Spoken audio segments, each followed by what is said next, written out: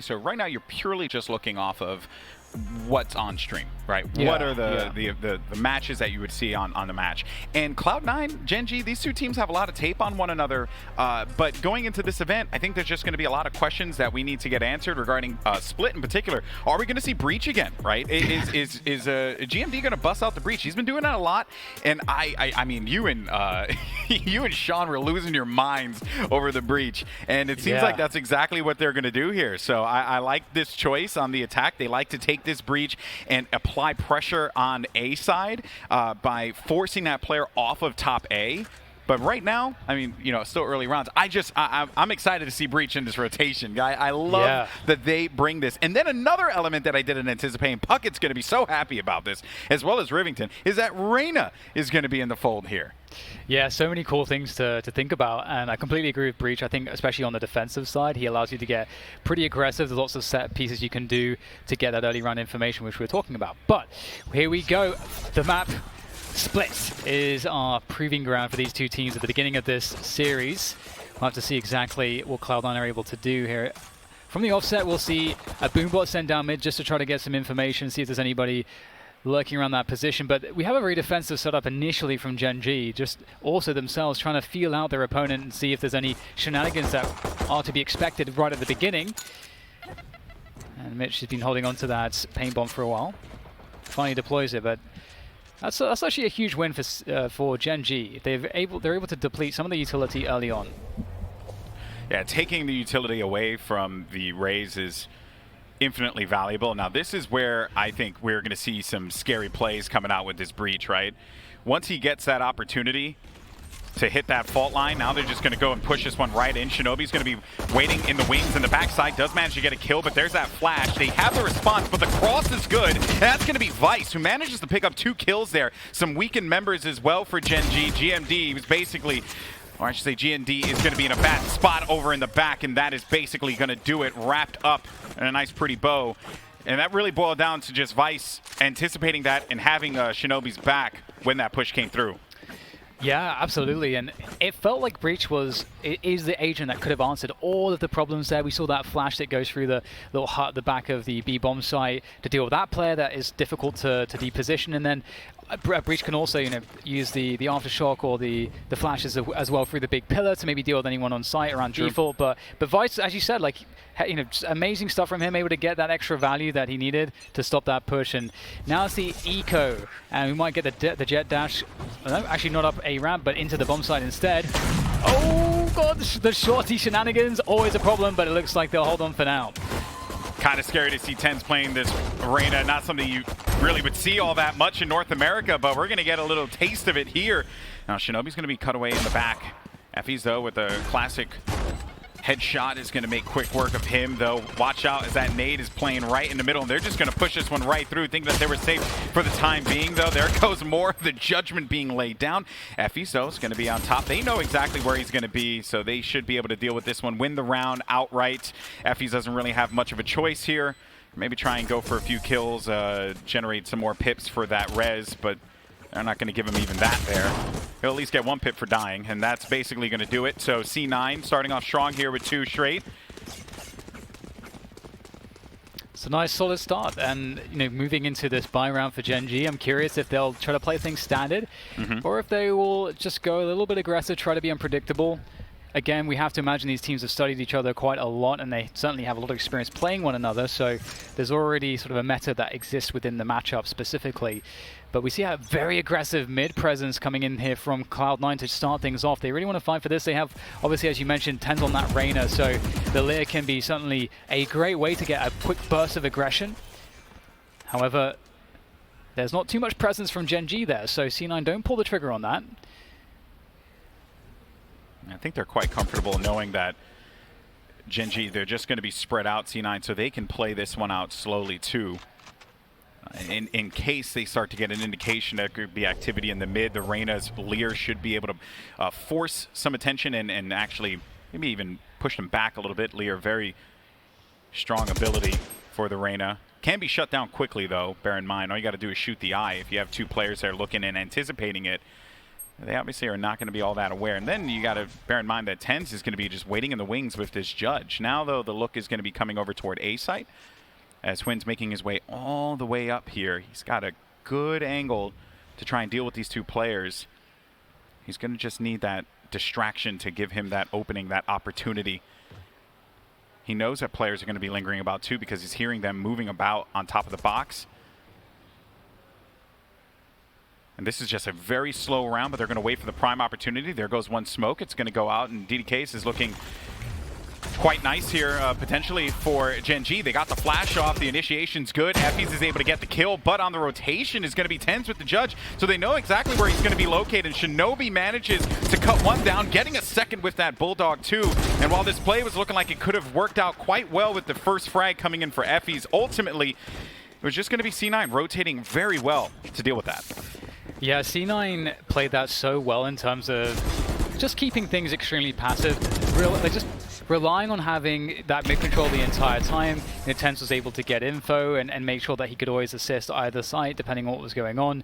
And they didn't give up any opportunities for Gen.G to get picks. But Gen.G also didn't try to force picks, because you can try to have setups in the mid-round as the attackers where you try to have a setup where you force a pick and try to get that 4v4 or something.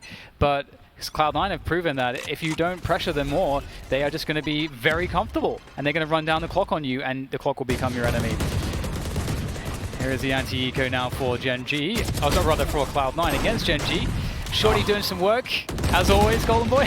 Oh, man, and this is a scary part about having Reyna, because when he goes into that state to dismiss, he's actually able to get even more knowledge from where these players are. So he could just go and just, you know, dance back in. He's got buddies over here by mail. He's okay. In case he dies, it's going to be all good. And now this puts player one in a really precarious position, as if he tries to make the crossover toward A, he's going to get stopped by Relics, who is waiting for him. And then he's got Vice to deal with on B with a camera out. They're going to know exactly where he is. He's got 50 seconds to determine how he's going to die here, because they have this thing essentially locked down the way you'd want to see it at this moment. Yeah, there's two main ways that C9 could play this, but as far as player one is concerned, he might try to just get a lucky catcher as he turns the corner, but Vice, the great position, using the camera to edge his way forwards there, given that free info, and Vice is yet to die, playing Cypher pretty effectively. And one thing I was wondering is whether or not in that 2v1 situation is whether Vice would try to actually double up a little bit towards A, as they had the cam there in a hidden position on the B side. As you said, Golden Boy, it's pretty much impossible, even though it's a 1v2. There's so many advantages there for C9. There was just too many lanes that they were watching for player one to make any kind of effective decision there, right? Like, he just didn't really have the wiggle room. They knew exactly where he was, and I think that's the reason why they didn't invest in sending him over toward A. That being said, though, now as we look forward here, Cloud9 currently up 4-0 at the start of this is a great start for C9. They kind of had a bit of a turbulent run in the recent Knights tournament, and honestly, they haven't been like that jaw-dropping as of late. We were starting to see this roster really come together. I think everyone felt quite confident about it, hence, you know, the meme that I know my buddy Moses always liked to make about them announcing a player per month.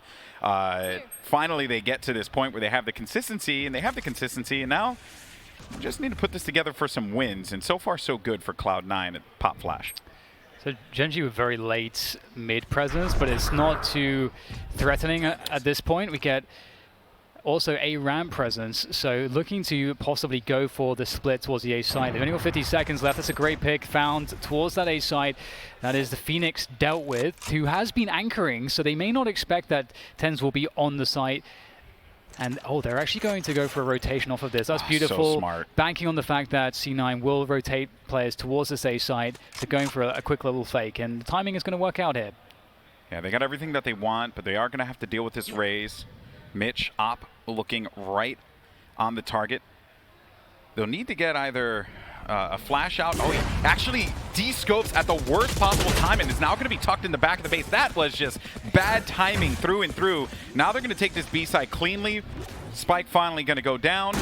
And this is a different situation here for Gen.G in previous rounds. All 5 players are going to be left alive, and I think that they know, C9, that this is not going to be a winnable opportunity. Just get the exits, let them get the round win. You've already gotten 4 here. Hold on to your weapons. Don't do anything silly, and try and make them pay for this.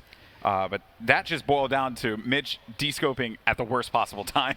Yeah, it's really unfortunate timing too, because if he is able to get that first kill, which he likely does with this position, and he drops off, I'm pretty sure that he's using the paint bomb, which will allow him to create a lot of space, and I think he had a satchel left, so he would have been able to cross back to the pillar and hold on to an angle around spawn, or he could have tried to recommit off of the satchel and the paint bomb. So like he would have had all these options to play around with, but he missed that first shot. He's feeling that pressure. I got to get that kill, and as you can see, he's very flustered. So that's unfortunate for C9, but they didn't really lose that much money. No, they didn't. Because they were able to save with the remaining 3. So it's one round for Gen.G, but what worries me here, Alex, is that Gen.G are playing really slow, and C9, I saw that they were getting a little bit cheeky with looking to possibly go for a B main take earlier in that round. They didn't decide to end up doing it, but they had the ability to go for it if they wanted. So I wonder if we'll start to see C9 putting the pressure on a little bit more on these extremities. They're not going to go for that one this time around. It's going to be stopped by the slow orb, preventing any kind of aggression. Quinn is waiting in the wings, waiting for that opportunity. In case anyone does try and get a little bit reckless and go through this, look for some information. But B Garage will be the focus here for Gen.G at this time. And look at the way that they're playing aggressive on A2. So even if they do get some information out of this and they go on the rotation, they are waiting in the wings for that Phoenix. So this is going to be a big one. Oh, I actually quite like that play. Playing the orbital strike, forcing him out of positions. Also going to deal a little bit of damage too. Win right in the action. Does manage to get 2. Now you got one player's going to be tucked away inside of CT, and he's going to be basically dead to rights there. And they've managed to take this one with authority. GMD's on the flank. Tense is none the wiser to this one. A clean headshot right to his face. This is going to cost him dearly. And the last player left alive is going to be Relics. And this has been Huynn's round. He flew right in and did the thing that Jet needs to do. Hit people with blades in the face.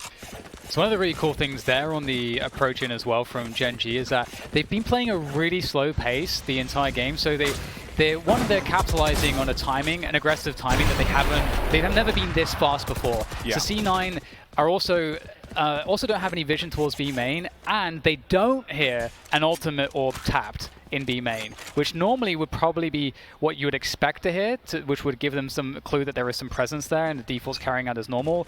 But in not hearing that, it allows Gen.G to have more element of surprise with the whole team. And this goes back to also what you said before, DDK, where you're like, Gen.G's playing really slow. You wanted to see them change up that pacing, and they did exactly that. That's part of the reason why C9 got a tad bit comfortable, and Gen.G managed to take full advantage of that. They're within swinging distance of trying to bring this game back into their favor.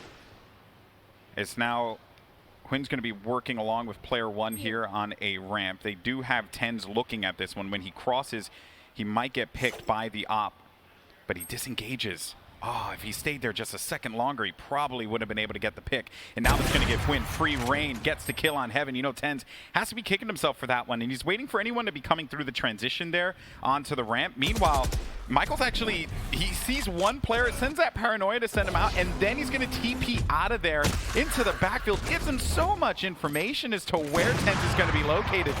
Now he's going to get onto the site. No connection with that fault line. Misses the shot in a rare occurrence there for Tens, but he's still going to be alive, which will be a problem here for Gen.G to deal with. A 2v4, as a matter of fact. Lear is played out. Tens does know where one player is going to be located, but he has to just bail back out of this one. Play around this paranoia. But Huynh manages to land that shot there, and it was just a great round for Gen.G. The way that they use their abilities. That TP to the back gave them so much comfort to push into the site. They were just prepared for that. The ice wall was amazing as well. I haven't seen one quite like that, where it allows them a double elevation peek, so they can kind of double peek the close positions around the rafters or below the rafters, and we saw it also allows them to actually have this basically destroy your crosshair placement as the operator player, looking to see them just running in at normal level, and then both players are able to jump off the ice wall, and you whiff that first shot, and they've just gained too much ground already. So I love those details from Gen.G's attack, and don't even have time to go into that anymore. We get that aggression indeed, and that also the ice orb going through to deny any aggression towards B main. Right now it's so hard here for C9. They're just getting stopped at every turn, Gen.G are playing really... They're making Cloud9 play their game at this point, and that's not a good look for Cloud9. Yeah, they're manipulating this match in their favor, and that's why they're about to come back into this one. The Stim Beacon's going to be a problem for any player to have to deal with here. They're going to be outputting shots so quickly. Tens gets caught holding his Leer. Doesn't work out for him. GMD on the flank, waiting for anyone that could be pushing about. That's Shinobi, who does not have much of an option here against his Phantom. And I think that GMD is aware that a player could be coming out of this here, so keep looking for him to turn around just as he's doing. But Shinobi has moved into the, a nice spot. If he gets a gun out of this and he can pull one away, that'll be nice, but it doesn't work out for him. And last player left alive is going to be Relics, waiting inside of the dark cover. Ambitious, for sure. Maybe getting a few posts, but it doesn't work out. Sorry, a few exits, but it doesn't work out. That's going to do it. Tied game here, folks. Gen.G managed to bring this one back.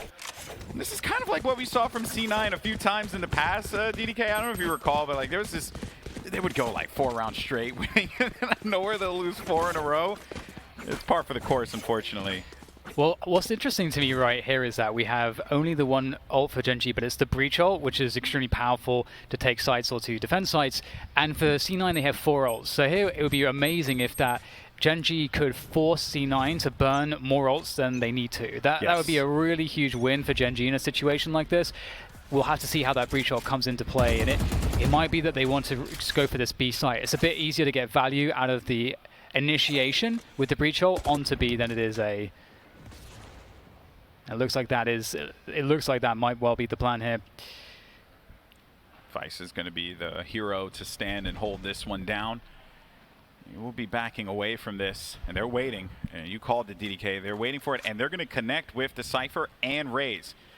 With the way, actually, no, he may not connect with Vice. Vice could be in a good spot because it comes out on a cone. Yeah, he actually does not end up connecting with that. Does land onto Mitch, though, so Mitch is going to be slowed down. Flash 2, but because Vice didn't get hit with that, he gets 3 out of that push, and that was just beautifully done. I mean, just the wherewithal to be tucked away in that corner and to not get tagged with that. He gets hit with that Rolling Thunder, and that round changes completely.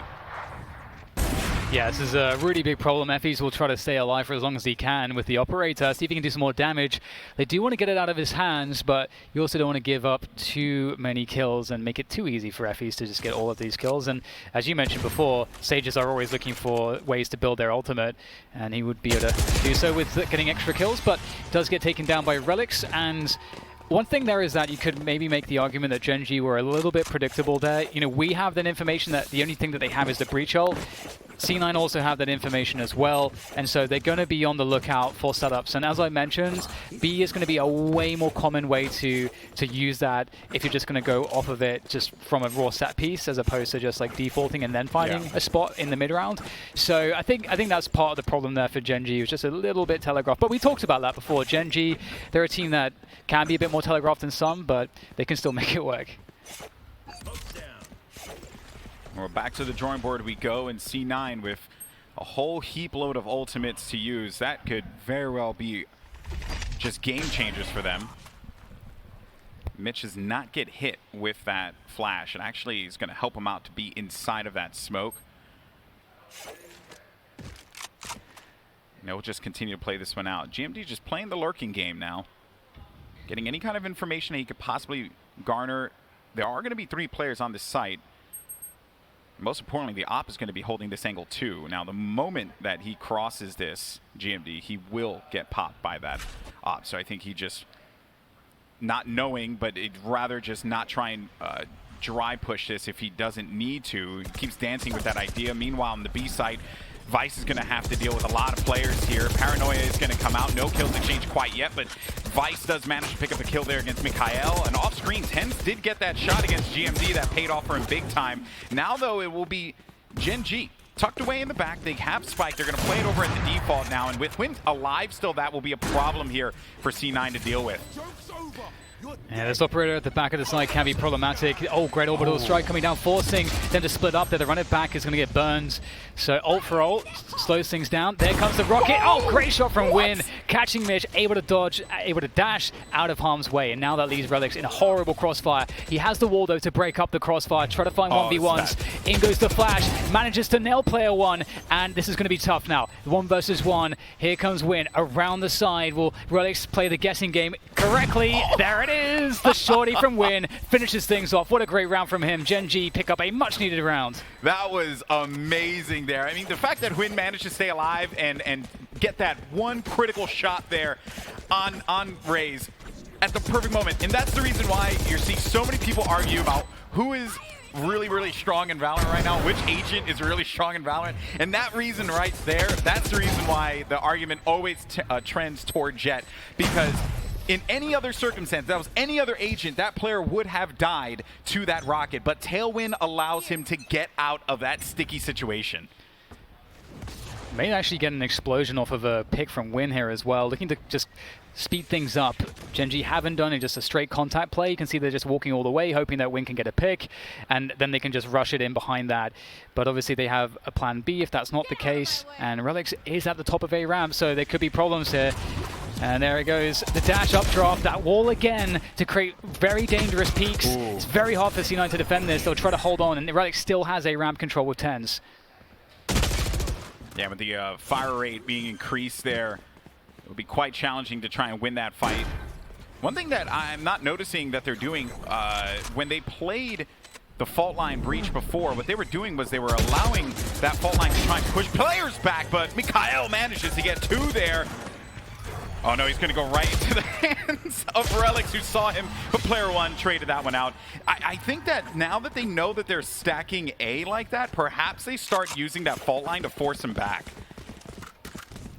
Yeah, I've seen some teams that have, I'm trying to remember, I always mix it up. It's either, I want to say Envy or Immortals, that have like a really awesome portion of their default where they get the breach, fault line, and they have smokes, and they always manage to just take top A ramp control, and then they just sit on it, and they leave a Jet there some rounds, you know, the Jet pushes, some rounds it just sits there, just creates a lot of pressure. Yeah. And so it is really strong because you can take a ramp, but you don't have to commit into the A site, and you can play off the enemy's rotations after that. But look at this, they just want more, but Relics with the Spectre of all guns, able to find a mid-range spray down on 2, and that's going to make Gen.G pause for thought. Yeah, and this is going to be a problem here. Relics, though, he did the job. He managed to get 2 kills out of that one. Although A-side is going to be available for them, they can take this spike and place it. That was very well done. So have some bodies left to hold this one off now as members of Gen.G start to fall. Vice has been on fire this game. Going to cut him off. So 2 players are effectively going to be cut off here. One's going to have to just opt to go over toward Heaven. Quinn is going to be waiting out by the flank here. They have no idea that Quinn's here. Quinn can actually get himself 2 kills out of this one. Does manage to pick off 1. Player 1 will have his buddies back. They'll get that next kill. And now in a 2v2 now, as Vice, who's just been on fire this game, oh man, does not get that kill, even though he had him on that first shot. Now it's going to be up to Shinomi, the IGL here. For C9, they heard him drop down, but he doesn't have a lot of time to work around with here. Big kill, though. Perhaps this could be the opportunity he was looking for. Dark cover, going to try and see if he can stick this one. Oh, no! Oh, no, but it does not actually populate where he wants the dark cover to be. That is unfortunate. And then that is simply just going to give Win the clear line of sight to get that shot off. They'll be able to grow this lead just a little bit more as we go into the half. Yeah, really nice first off from Gen.G. They had a really good mixture of contact plays, just like slow-paced defaults, and just some great executions coming through. And C9, they started to struggle a little bit there, but we'll have to see if their attacking side is as good or even better as we move things forwards into this pistol. And I feel like this is, you know, when we're really going to see 10s go a bit nuts. Or at least that's what I'm hoping for C9's sake. Yeah. And I wonder if C9 are going to get a little bit more aggressive than Gen.G. Gen.G set the pace immediately as very slow, even in the pistol round in the first half. So C9, maybe they'll be looking for something more explosive here as they gather towards the B sites. Now, one of the problems with the composition that Gen.G has is that they don't have the safety of a Cypher cam to give them protection, to give them knowledge as to what is going to be happening over on B site. It's where you would always see that happen. But with this paranoia, and now with the intel that they have, Mikhail just still going for some more jiggles. When they push through this, there is no way that they push and not get paranoia. They're going to have to deal with that one or try and bait that utility out. Okay, here we go. This is going to be the response paranoia. He also gets paranoia in turn, so no one can see anything right now. But they do manage to get onto the site here. GMD, clean shot, headshot onto Relics. As Mikhail's trying to deal with a lot of activity. Unfortunately for him, though, he's going to get overwhelmed on B site, and they will have clear leeway to just plant this spike, win this round, get themselves within one here. But the double paranoia just to try and like hold them back, it was a valiant attempt, but they just didn't have the numbers on the site to deal with the aggression from Cloud9. Yeah, that boombot really made all the difference. It's so strong in pistol rounds, especially as we can see there in spots where the defenders are playing particularly passive. Yep. Suddenly the boombot appears, and also swinging with it is a player, and it's just 6 player. It's just so hard to deal with that, and that was really the tipping point there. So just some good tactics there, just keeping things simple. It's going for a straight up B hit, but now they have to deal with the anti-eco, and I'm really curious to see what teams come up with in this game, because in CS, there's usually 2 or 3 ways to play any map and really effectively with the anti-eco. But in this game, the utility is so diverse that there's loads of different ways to handle it. Within striking distance here for C9, as Gen.G will have to make a heroic play. 2 players are going to be tucked inside of this smoke. This smoke's going to dissipate here in about a few seconds, and unfortunately, player 1 thought he could be the sneaky beaver inside. Although Effys does manage to get a kill with the right click, I have to appreciate just the ambition there. They're going to go and push this one out with all the flashes that they possibly have, just try and take control of this A site. Mikhail's not going to make it easy for them, though. And he's still alive. That's still going to be a problem, even though he just has a classic. He has 100 HP. Doesn't have much utility to deal with this. We'll have a dark cover available in 5 seconds, but as he pushes out, I mean, 10, he can just take as many pot shots as he wants because he knows that they have no weapons to try and handle them. And we're all knotted up now. Yeah, really hard to hold that A site with just pistols. They did a pretty good job. But 7-7, indeed, all tied up. And this is where things start to get interesting as we begin to learn what is the story, what's the narrative in terms of the attacking side and the conditioning that we want to start pressing onto the defenders as the attacking side. And where does it start? So here we can see just a typical spread across the map here. Making sure that you have Cypher sort of lurking towards A, making sure you keep the defenders honest if they were to push that. And same thing with B main, you want to take control over that. And Razor's in position there for that, and Tens is applying pressure on mid here. So getting down this wall is really important. Obviously the dark cover will make things even easier, because once you kill that wall, you don't have to worry about being open to any angles. And C9, they've got so much pressure here. They're starting to bait out Sage utility as well, and that's going to pay off for them later on in the round as they now start to rotate out towards the A sites. Job most certainly done there. If you're in the match and you're like, oh, we got wall out, busted that open. We also got a slower too. Huge plus.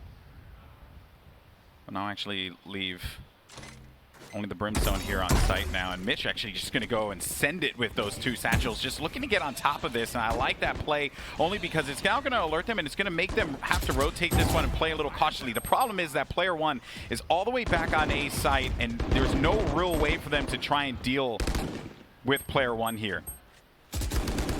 Yeah, this is really difficult, Mikhail there in A Heaven. That's a great paranoia that actually catches 2 players, slows them down before they can get through the choke, which allows them to drop the slow orb there as well. So right now this push is being stopped. Gen.G holding their ground, using the utility there to create advantages, and there's really not too much that it seems that can be done, but as I say, that Shinobi finds himself a double with the Bulldog, but it is short-lived as Gen.G will hold on, and that is surely a relief for them, because they honestly, it started to feel like C9 were... They could have been taking momentum. If they were able to win that round, it would really have spelled, I think, disaster for Gen.G, but they are going to be able to pick it up and proceed, and hopefully for them, be able to build their economy. But to do that, they will have to win this round, obviously. But whoever loses this one will be on the save. So this is a 2-for-1 round. They're going to do the same thing once again. Cloud9 playing for that mid pressure, trying to get the utility away from the Sage. Once that next dark cover comes out, the wall should be coming out too. There it is. And same thing that happened before too. Tens, look and see if there's going to be any gaps. But the difference is this time around, they're going to be committing to this. So they're going through it. And now Tens has taken control of top mid. They have no idea. Both slows are now at play. Oh boy, this is problematic here. Oh, but wait a minute though. TenZ gets pulled away for just a moment. He's in this corner. He's in no man's land by himself. He gets one kill. It's probably going to get traded out right away, but he does not go for the shot. Looks for one. Does manage to get it, and he's going to dismiss out of there. Oh, he doesn't manage to get out of there in time though. But just staying alive and letting them push out to get those 2 kills does, in fact, shape up the round just a little bit to help his buddies out here. Mitch is going to be all the way on the opposite side on CT. Does manage to get that kill. And that will secure the B-side control, and Mitch can just try to hold on to spawn. Doesn't know if there's players be heaven, though. Relix has no info of anything either, so he's going to have to try to make the cross, and he's just, well, he manages to make his way across safely. Spots that there is no one heaven just yet. But going for the 2v2, it's going to be difficult. But the molly is there, some smokes for between Jet and Brim here. So lots of options to cut off vision to make life particularly difficult and to try to create 2v1 scenarios. That's what Gen.G are looking for with that retake utility. And also win there. Very nice angle, looking to see if there's going to be any spots, and there it is, actually hits the headshot onto Relix. He's very weak, and there it is, the utility to try to allow them to cross. Mitch knows he has to press forwards, the spray transfer's not quite there in time, and Win will close it down in the clutch. Great play in the 2v2 from Gen.G. And respectful there from Mitch, not giving the respect to that molly, just going right inside of it and looking to make that play happen because he knew that Relix was basically in a tough spot. This play there, if he manages to get away for just a second longer, just has a little bit more of that would have been pretty big for them. They could have tucked that corner, and maybe keeping TenZ alive would have been the thing that tipped it in their favor. Now though, you highlighted before, whoever lost that round, they were going to be stuck into this pistol. And TenZ is going to buy, though. Yeah, and loss, it's always worth noting, like, if you're in right now in Gen.G's position, you think, okay, how did they play their last anti-eco? Well, it was the typical sort of just, run in, send it through A using the utility as you would. But you want to make sure that things are unpredictable. So you don't necessarily want to always do the same thing again in situations like this, even if it's very favorable. And they are just going to walk through into rows. But there are some close ranges to deal with here, and they are contacting. So GMD is in a position to shut this down, possibly. This could be a disaster, but they'll go up both rows, both sides at once, and GMD had a chance. But it will be dashed, unfortunately, for Gen.G. Going up that second rope was such a plus for them. We had 2 players that silently went up ropes already, so they were good to go there. Oh, Quinn just barely misses the shot. And that blaze wall will cut off some vision for a moment here. As Quinn's waiting for the opening, and TenZ got inside of hell, but ends up getting punished for that one. As he popped his ult, does not really get much out of that now. This is going to be quite the problem here. As Quinn is just making quick work of them. They're tucked inside. They have to use this utility to get onto the site, get that spike, but the spike is going to be in the worst possible spot for them to go for that. They had to deal with those players at the screens. It does not work out for them, and thus Gen.G will go up 10-7. So right now it's always it's an interesting spot to just take check of what ults we have available. There's quite a lot of ults, orbital strikes available, an orbital strike available for Gen.G, as well as the Breach's ultimate. So there's a lot of firepower for both sides as we have the rocket to run it back for C9. But it's worth mentioning too that we had that mid-round retake of mid. Which almost went very wrong as we saw TenZ had that almost 3-piece. And so that's something to also think about if you're on the attacking side, that there is a tendency here for Gen.G to get aggressive in mid, and the Lear comes out. Oh no! Oh, Win! I think he must have felt like he was pressing right there, but he's pressing forwards when he hit that dash key. That is a problem, but Effie's in the smoke! What was that second kill? Finds TenZ with a stray bullet, and there's that breach ult, but Mikhail's able to hold the ground in time, and so lots of things expended here, lots of ults expended, but nothing really gained except this plant. It's 2 versus 3. It's going to be tough to hold on to this. Let's see here. No paranoia. They do have the aftershock to force out of position here. Mitch will just have to drift aside for a moment. That fault line actually does manage to connect, force him to go back inside of the default, and Shinobi inside of dark cover here. This actually could be huge. This actually doesn't connect though. GMD gets both kills. And Gen.G managed to retake this site, and that Rolling Thunder, man, that was just a good read of the situation, bailed out his teammate. And now that they are going to be on this winning path, Gen.G looking like they're handling this aggression well from C9. Giving them the space, but when they know that they have that slight advantage, besides the fact that Quinn had a little bit of a flub there, this from Effie's was just glorious.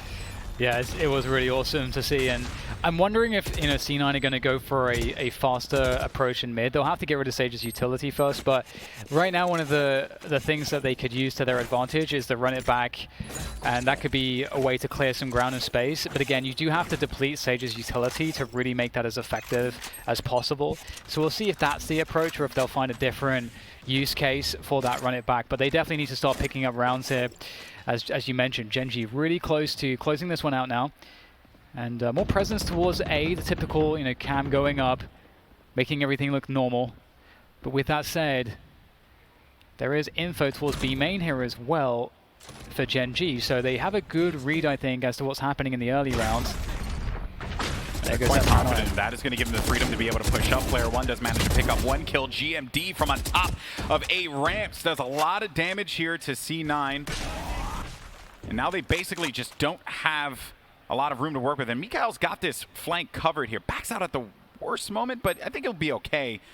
They have to be aware that someone could be pushing through mid, given that the wall's going to be gone. Now Mikhail does back up here. That kill comes in as Mikhail does connect with it. Only player left alive, it's going to be Shinobi, has the spike, but options are going to be severely limited here. 4 members of Gen.G still standing. They're quite confident in where they're going to be holding these positions.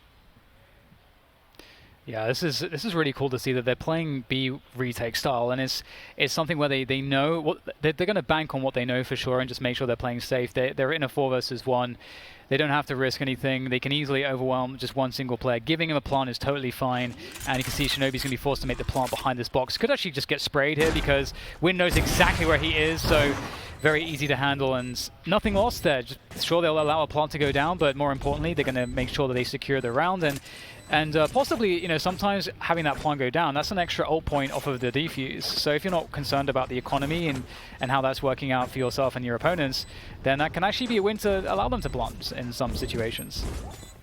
It makes sense that they wanted to give that to GMD as well. 2 more and he'll be back to Rolling Thunder, which in case things go, off kilter, they will have that to be able to fall back on potentially. Now, though, it's going to be match point for Gen.G here in Game 1. Game 2 will be Ascent. Bear in mind, this was going to be Gen.G's pick here, and they have been playing split very, very well in recent tournaments, so not a shocker that they've managed to perform here once again. A lot of poise from this Gen.G lineup. C9 going right into their hands, and now here we go. Gen.G could be walking away with this first game and feeling quite confident into Ascent, potentially. C9 now just looking to get any kind of opening. Their buy is going to be a little bit scattered all over the place. GMD takes out TenZ. That's a big win condition for them, him in general. And TenZ has been rather silent in this matchup. He hasn't been the TenZ that we would normally expect to see in top-tier tournament play, which has been quite shocking, honestly. Yeah, just hasn't really had many spots to succeed, and he's just walking up, contacting by himself, and that didn't go very well. We'll see the explosion here from Vice, able to take control of the Heaven position on the A site, and there is the ult as a response from Shinobi to get that plant. And this is going to be a tough retake for Gen.G. They don't have any position. All they have is spawns. So this is going to be really difficult, and already there's a flank with the Raze, so if they get slowed down any more coming through this spawn position as they go to Heaven, I don't know that they have many chances here. Vice gets a kill, drops off, creating more problems, delaying ever further, and there it is. Mitch on that flank, and indeed, it should be a free 1 or maybe a free 2. Yeah, he gets the information. I think he wanted to go maybe inside of Heaven to see if he could take out the player that was going to be tucked away inside of that, but at this point, though, they're going to be in a rough position. Ball's out, too. Actually, pretty clever to try and prevent them from getting out of this cleanly. Oh, that's 2. That does hurt the economy a tad. So that is quite nice for C9, I think, or excuse me, for Gen.G. They're going to be satisfied with that, on top of which you're also going to have Breach ult available. They have a ton of ults online here to try and put this game away. Yeah, this is a really huge problem when you're in the shoes of C9, and you know that there's all these ults available, it does get really scary because like you want to try to find a way to, can you make an argument to like get Breach to burn that ultimate? Because it feels like when you're retaking with a Breach ult, it's just so difficult to deal with. So I'm a bit worried for them. I think this Breach ult could really just seal the deal. They're going to keep the Breach. Oh, Hwin already getting that first blood out of the gate there against Relics. That hurts, but they still are not going to be quite out of it yet. Don't want to count them out. Cloud9 have in the past done some pretty miraculous plays here. Mikhail with his paranoia. He dies. He ends up falling. B-Side's going to be available, but there's the Rolling Thunder. Does manage to connect with 2, and as Gen.G descends from heaven, he ends up dying right away. TenZ gets 3 kills out of this, and this is exactly what we want to see happen here. As those slow orbs are out, they need to get that spike, bring it back in. 2 players left alive here for Gen.G. As TenZ is going to be watching the flank on the defender side. It's going to be a weakened player 1 who has to try and take this one. Does he have any utility is the question. And then Hwin with an op outside of this going over toward heaven. Now, though, the Vice will encounter Hwin if he continues to commit to this.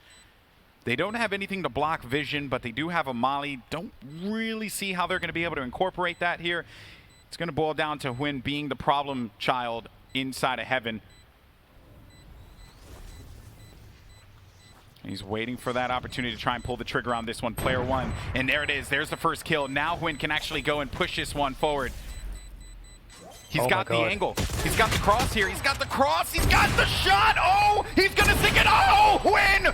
What a play to win the game. That was beautifully done. And Gen.G managed to take game 1. Wow, I am just stunned by that one.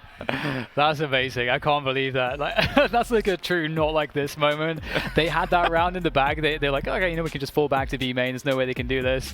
But they didn't account for that. That was amazing. And I got to say, I felt like they were out of the round once the Breach ult was used. I think just a little bit too quickly because they had the man advantage. They could have retaken the B site with the Breach ult and they would have been able to attack it as a team. Probably wouldn't have been a way back in and they would have guaranteed the round. But hey, it's Gen.G. They always have a fighting chance. That was wild, man. And by the way, I do want to give a huge shout out to Vice that game. He was on fire.